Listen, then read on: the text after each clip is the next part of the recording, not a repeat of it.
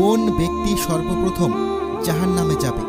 যে শ্রেণীর ব্যক্তি প্রথমেই জাহান্নামে যাবে সে কোনো চোর ডাকাত নয়, জেনাকারী নয়, হত্যাকারী নয়, এমনকি সে কখনো শিরক করেনি।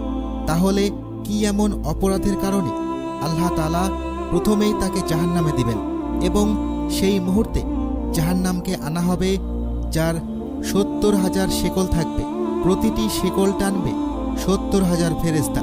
প্রিয় দর্শকবৃন্দ, আপনাদের যদি জানা থাকে সর্বপ্রথম কে জাহান্নামে যাবে তাহলে অবশ্যই কমেন্টে জানাতে ভুলবেন না। মানুষ দুনিয়াতে আগুন দেখে এবং প্রতিদিন এটি ব্যবহার করে। অনেকেই ভাবতে পারেন জাহান্নামের শাস্তি ও আগুন দুনিয়ার আগুনের মতোই, কিন্তু আমাদের প্রিয় নবী হযরত মুহাম্মদ সাল্লাল্লাহু আলাইহি ওয়াসাল্লাম আমাদের এই বিষয়ে স্পষ্টভাবে জানিয়েছেন এবং দুনিয়ার আগুন ও আখিরাতের আগুনের পার্থক্য ব্যাখ্যা করেছেন। তিনি বলেছেন, তোমাদের এই দুনিয়ার আগুন জাহান্নামের আগুনের ৭০ ভাগের ১ ভাগ মাত্র। সাহাবীরা জিজ্ঞাসা করলেন, হে আল্লাহ রাসূল, তাহলে এটিই কি যথেষ্ট ছিল না? তিনি বললেন, জাহান্নামের আগুন দুনিয়ার আগুনের চেয়ে আরও ৯৯ অংশ বেশি উত্তপ্ত। প্রতিটি অংশ দুনিয়ার আগুনের মতো তীব্র। সহিহ হাদিস। জাহান্নামের আগুন হবে বিশাল, প্রচণ্ড ভয়ঙ্কর ও অতুলনীয়। কিয়ামতের দিন জাহান্নামকে আনা হবে যার ৭০,০০০ শেকল থাকবে, প্রতিটি শেকল টানবে ৭০,০০০ ফেরেশতা। কিন্তু প্রশ্ন হল, কারা হবে সেই দুর্ভাগা যারা সর্বপ্রথম জাহান্নামে নিক্ষিপ্ত হবে? আল্লাহ আমাদের রক্ষা করুন। আল্লাহর রাসূল সাল্লাল্লাহু আলাইহি ওয়াসাল্লাম আমাদের জানিয়েছেন যে জাহান্নামে প্রবেশকারীদের দুটি শ্রেণীতে ভাগ করা হয়েছে। প্রথম শ্রেণী হলো তারা যারা আল্লাহর উপর ঈমান এনেছে এবং তাওহীদে বিশ্বাসী, কিন্তু তারা পাপ ও গুনাহ করেছে। এরা তাদের পাপের কারণে জাহান্নামে শাস্তি পাবে, তবে একসময় আল্লাহ তাদের ক্ষমা করে জান্নাতে প্রবেশ করাবেন।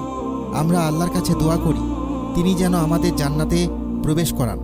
দ্বিতীয় শ্রেণী হলো তারা যারা কুফরির উপর জীবন কাটিয়েছে এবং সেখানেই মৃত্যুবরণ করেছে। তাদের স্থায়ী আবাস হবে জাহান্নাম, যেখানে তাদের শাস্তি কখনো লঘু করা হবে না এবং তারা কখনো সেখান থেকে মুক্তি পাবে না। আল্লাহ আমাদের ক্ষমা করুন। আল্লাহর রাসূল সাল্লাল্লাহু আলাইহি ওয়াসাল্লাম বলেছেন, তোমাদের প্রত্যেকের সঙ্গেই তার রব সরাসরি কথা বলবেন। সেখানে কোনো দোভাষী থাকবে না। তখন সে তার ডান দিকে তাকাবে, সেখানে শুধু তার নিজ কর্ম দেখতে পাবে। সে তার বাম দিকে তাকাবে, সেখানেও তার নিজ কর্মই দেখতে পাবে। সামনে তাকালে সে শুধুই আগুন দেখতে পাবে।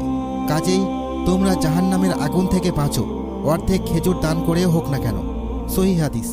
যদি কোনো মুসলিম জাহান্নামের ভয়াবহতা সম্পর্কে জানে এবং কিয়ামতের দিনে কাফিরদের দুর্দশা ও কষ্টের কথা উপলব্ধি করে, তবে সে অবশ্যই এমন কোনো কাজ করা থেকে বিরত থাকবে যা তাকে সেখানে নিয়ে যেতে পারে।